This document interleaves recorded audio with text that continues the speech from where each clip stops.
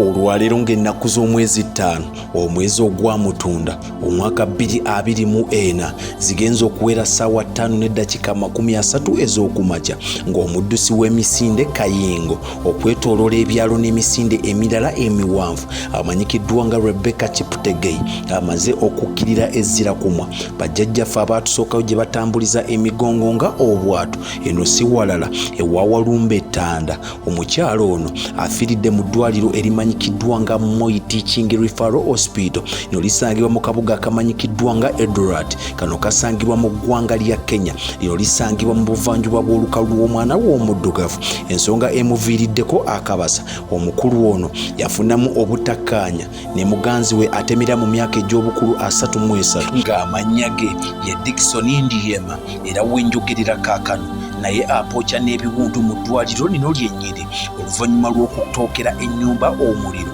ng'akozesa petulooli wabula eyasinga okukosebwa ye mukyala amanyikiddwa nga Rebecca Cheptegei ng'okusinziira ku basawo ababadde bamukwasaganya omuliro gwayokya omubiri gwe ebitundu 80 ku 100 nga kuba kusaba nnyo okusimadduka. Ennyumba yagikumako omuliro ng'ennaku z'omwezi lumu omwezi ogwa Mutunda omwaka 2024.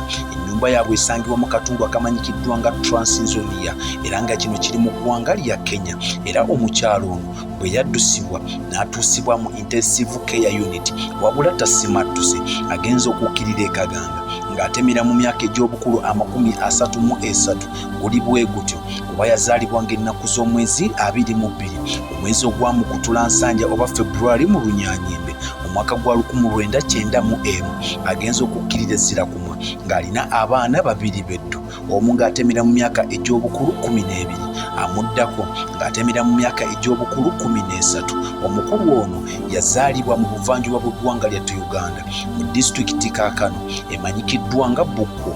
Eno disitulikiti eriraanye disitulikiti emanyikiddwa nga Eyembaale kw'ossa ne Amudat disitulikiti mu mambuka g'eggwanga lyattu Uganda era ng'azaalibwa omukulu amanyikiddwa nga Joseph Cheptegei. Mwami Joseph Cheptegei naye abadde awangalira mu disitulikiti emanyikiddwa nga eya Eldoret. Mwana muwala ono okuva mu ggwanga lyattu Uganda n'agenda mu ggwanga lya Kenya kyali ku butabanguko obufumbekedde ettundutundu omwo mwe baali bawangalira baasalawo okusenguka era n'agula ettaka lye okuliraana Eldoret Training Grounds. Wano we yasobolanga okufuna akakisa okutandika okutendekebwa. Omukyalo ono yatandika okwetaba mu misinde egy'ensi yonna mu mwaka gwa 2010 era n'omwaka guno gwa 2024 yeetabye mu misinde egyabadde giyitibwa Summer Olympics. Zino zabadde mu kibuga ekimanyikiddwa nga Paris nga kino kyabadde mu ggwanga lya France era yamalidde mu kifo kya 44. Mwana muwala ono alina omudaali ogwa zaabu yaguwangula omwaka gwa 2022 era yaguwangulira mu ggwanga erimanyikiddwa nga erya Thailand.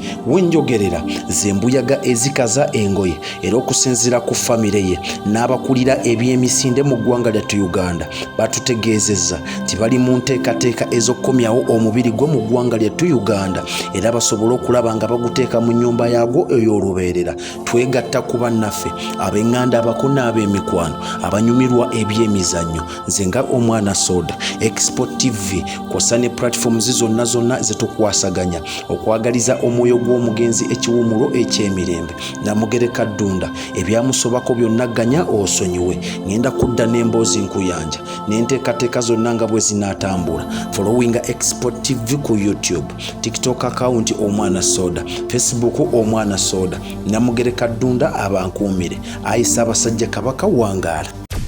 Export TV to the world.